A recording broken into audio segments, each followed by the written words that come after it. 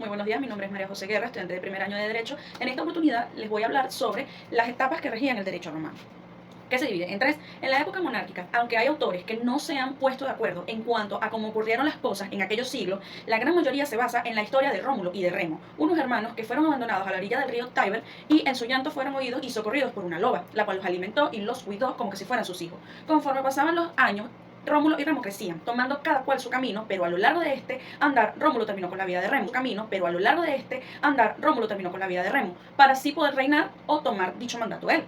En la época monárquica, que abarcó desde la fundación de la ciudad en el siglo VIII a.C. hasta el año 509 después de Cristo, fecha que fue aceptada como la del establecimiento de la república en el poder, que estaba centrando en las manos de un rey. Durante este periodo se establecieron las bases que rigieron el sistema legal romano, aunque la mayoría de las leyes y costumbres se transmitían de forma oral. La estructura primitiva de Roma estaba organizada en torno a la familia, la gens y las unidades sociales que tenían un papel fundamental en la política de aquel entonces. En este considerado periodo, un desarrollo de las instituciones que censaron para la República Romana.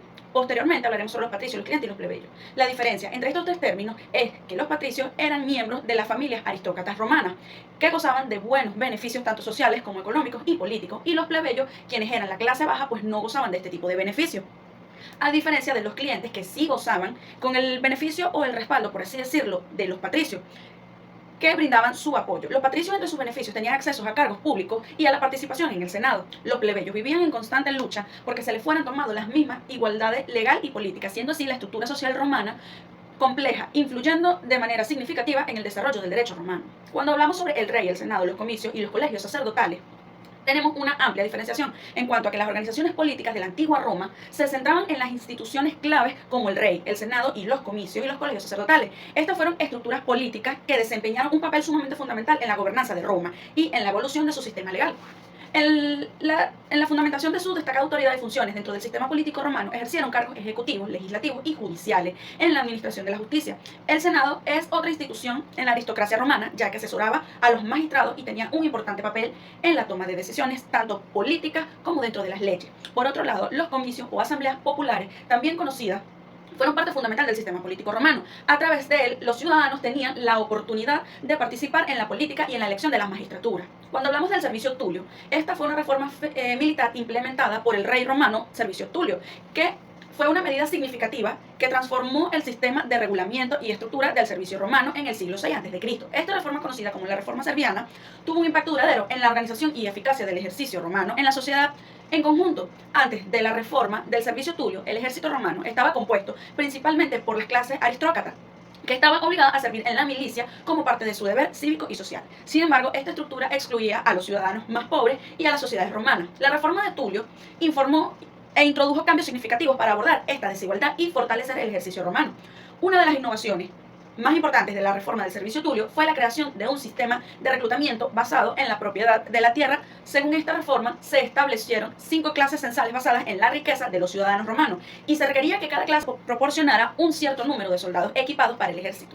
Esta medida permitió una distribución más equitativa de las responsabilidades militares y garantizó que todas las clases sociales contribuyeran al servicio militar. Además, la reforma del servicio tulio reorganizó la estructura del ejército romano en centurias y cortes, lo que mejoró la cohesión y la eficacia de las unidades militares. También se introdujeron nuevas tácticas de combate y formaciones, lo que aumentó la capacidad del ejército romano para enfrentar a sus enemigos en el campo de batalla. La reforma del servicio militar del servicio tulio tuvo implicaciones más allá del ámbito militar al garantizar que todos los ciudadanos romanos participaran en la defensa de Roma. Esta reforma fortaleció sentido de ciudadanía y pertenencia a la comunidad romana, además de que vinculó el servicio militar con la propiedad de la tierra, que estableció una conexión más estrecha entre la participación en el ejército y la ciudadanía activa en la vida política y social de Roma. Por conclusión, la reforma del servicio militar tulio fue un hito importante en la historia de Roma, que contribuyó a la profesionalización y la eficacia del ejército romano, así como la cohesión social y política de la sociedad romana. Esta reforma sentó muy bien las bases de expansión y éxito en los siglos posteriores y tuvo un impacto duradero en la República Romana y del Imperio Romano. Dentro de las fuentes del derecho en la monarquía, en el contexto del derecho romano, las fuentes del derecho en una monarquía se basaban en sus principios y en los conceptos legales desarrollados en la antigua Roma.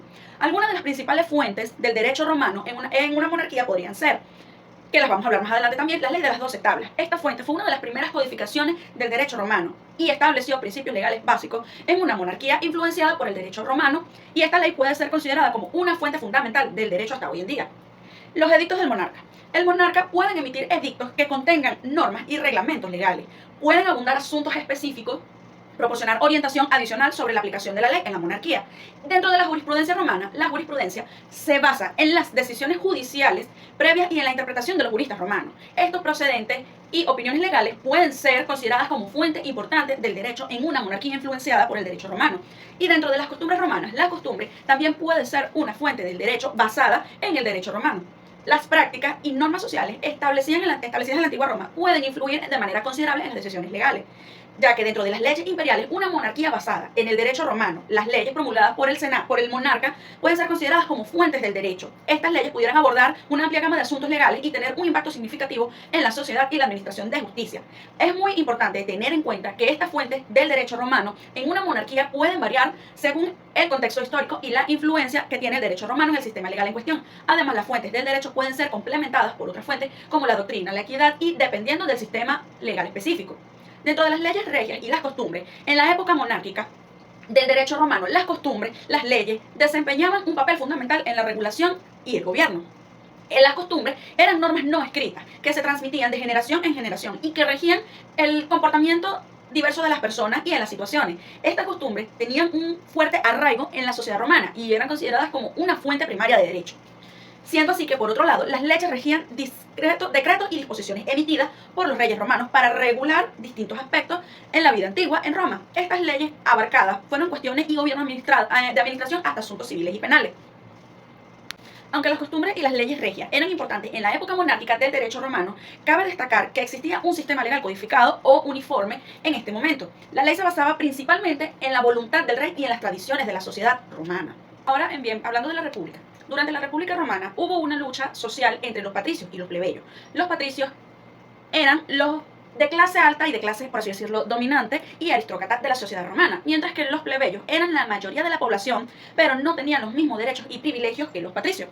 Esta lucha se debía a la desigualdad política, económica y social entre ambas clases. Los patricios controlaban el gobierno y ocupaban cargos importantes, tanto políticos como económicos y sociales más altos, y tenían acceso a la tierra y a las riquezas, mientras que los plebeyos sufrían discriminación y tenían menos oportunidades.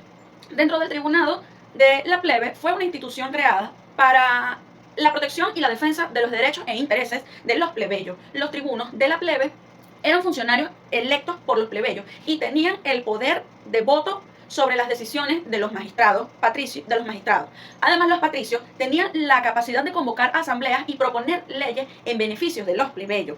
A lo largo de los siglos, la lucha entre los patricios y los plebeyos fue mitigada en gran medida por la promulgación de leyes y reformas que otorgaron más derechos y beneficios a los plebeyos. Esto eventualmente fue evolucionando, lo cual condujo a la creación de un sistema político más inclusivo y equitativo dentro de la República Romana. Cuando nos referimos a la ley de las 12 tablas, que ya mencionamos anteriormente, la ley de las 12 tablas nos habla de que fue la primera legislación escrita de la antigua Roma y que se estableció en el año 450 a.C. Estas tablas contenían las leyes y normas que regían la vida de los romanos en aquel tiempo. En cuanto a las carreras de las magistraturas, se referían al cursus honorum, que era el orden jerárquico de los cargos políticos que un ciudadano romano podía ejercer u ocupar.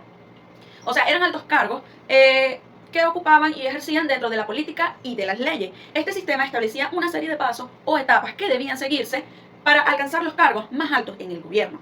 El cursus honorum comenzaba con el cargo de questor, luego seguía el cargo de edil y después el cargo de pretor y finalmente el cargo máximo, el de cónsul. Además, estos cargos principalmente también existían en otras magistraturas menores como el tribuno, la plebe o el censor. Estos tres cargos, como quien dice, de bajo nivel, ellos podían ir escalando de acuerdo al esfuerzo que le aplicaran a su trabajo.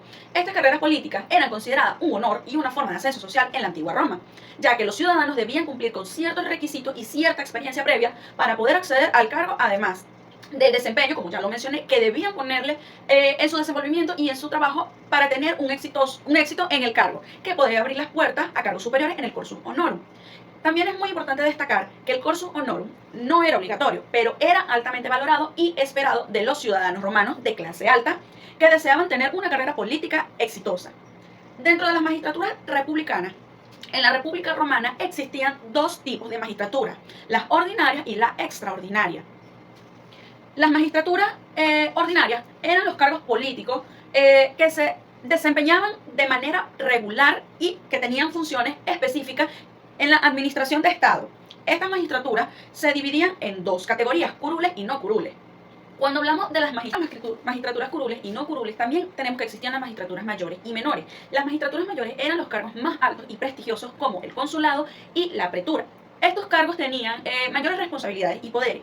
Y por otro lado, las magistraturas menores estaban, como quien dice, a cargo de menor importancia y se consideraban como un escalón previo para poder acceder a los cargos mayores.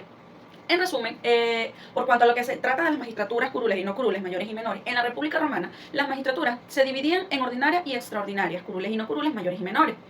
Estos cargos se desempeñaban un papel crucial en la administración y el gobierno de Roma. Cuando hablamos del honorum, que comenzaba con el cargo de edil después de pretor y finalmente, cuando hablamos sobre el Imperio Romano, nos referimos a que el Imperio Romano fue una organización política imperial que se estableció después de la República Romana. Durante su gobierno, el Imperio Romano utilizó una serie de instituciones para su buen funcionamiento o buen desarrollo, por así decirlo. Los comicios eran asambleas populares en las que los ciudadanos romanos tenían la oportunidad de votar y expresar su opinión. Eran asuntos políticos y estas asambleas eran convocadas por los magistrados y se dividían en diferentes tipos, como los comicios, los centuriados y los tribunados. El Senado romano era una institución política compuesta por miembros de la élite romana. Originalmente el Senado se encargaba de asesorar a los magistrados, pero con el tiempo adquirió un poder político y una autoridad considerable y participó en la toma de decisiones muy importantes, tanto políticas como sociales. Cuando nos referimos hacia las funciones que tenía el príncipe, también conocido como emperador, era el líder supremo del Imperio Romano. El emperador tenía autoridad sobre el ejército, la legislación y la administración del imperio. Aunque a lo largo de la historia del Imperio Romano hubo varios emprendedores o emperadores que gobernaron de manera autocrática o, por así decirlo, autónoma, acorde a lo que se necesitaba en ese momento. Los magistrados eran funcionarios electos que desempeñaban diferentes roles dentro del gobierno romano. Entre los magistrados se encontraban los cónsules, los pretores, los ediles y los cuestores, en lo que cual cada magistrado tenía sus propias responsabilidades y funciones, como bien sabemos que se manejan este tipo de instituciones.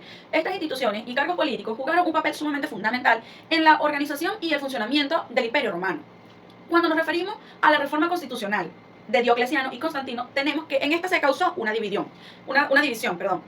tanto de las regiones occidentales como las occidentales. Estas tuvieron un gran impacto que fue muy significativo en el Imperio Romano. ¿Por qué? Porque al tener una división, obviamente, todo se distorsiona o se empieza a mover de diferentes formas. Cuando hablamos o nos referimos en cuanto a Diocleciano, tenemos que aparte de que dividió el imperio en dos partes, como bien ya lo mencioné, occidental y no occidental, el imperio occidental fue más empobrecido y vulnerable, ya que le restó, como quien dice, apoyo y ayuda. El occidental tenía una frontera más larga que defender y menos recursos fiscales para su defensa. En cuanto a la sucesión de Augusto, César estableció un sistema de sucesión con dos emprendedores, conocido como Augusti. Cada uno nombraba a un César para defender la frontera. Sin embargo, la estructura no logró la estabilidad deseada, y en cuanto a los gobernantes locales, las provincias se subdividieron, aumentando la injerencia del gobierno local y afectando a las clases medias urbanas. Dentro de las ceremonias imperiales tenemos que Diocleciano adoptó el ceremonial persa, alejando al emperador del pueblo y cambiando la percepción pública y cambiando todo, como quien dice, la manera de pensar del pueblo. Cuando hablamos sobre la percepción de la República de Constantino, de la reforma de Constantino, tenemos que él cambió la moneda de oro. Constantino aumentó la moneda de oro, incautando dotaciones de templos paganos y convirtiéndolas en moneda, en una moneda como que en más beneficio de la población. En la continuación del proceso reformista, las reformas continuaron durante todo el reinado, consolidando el poder imperial y modificando las fuentes del derecho. Estas fueron la respuesta de los jurisconsultos durante la República. Los jurisconsultos respondían a preguntas de derecho sin formalidades. Bajo el imperio, sus respuestas equiparadas a la del príncipe tenían autoridad y tenían poder, y se convirtieron en fuentes jurídicas. Cuando hablamos sobre las fuentes jurídicas del derecho en el imperio, tenemos que destacar varias, las cuales voy a mencionar una a una, de las que podamos manejar. En cuanto a las costumbres, la costumbre era basada en actos uniformes, aceptados socialmente, la cual fue la más antigua fuente del derecho romano, y aunque perdió poder frente a las escrituras y las formalidades, pues se sigue llevando a cabo. Cuando hablamos sobre las leyes, tenemos que son manifestaciones del pueblo, tenían una fuerza universal como es hasta ahora dentro del cuerpo jurídico, incluían edictos imperiales y plebiscitos. En cuanto a la respuesta nuevamente de los jurisconsultos, los juristas autorizados daban respuesta con autoridad y eran equiparables a las del príncipe. Sus opiniones se convirtieron en jurisprudencia.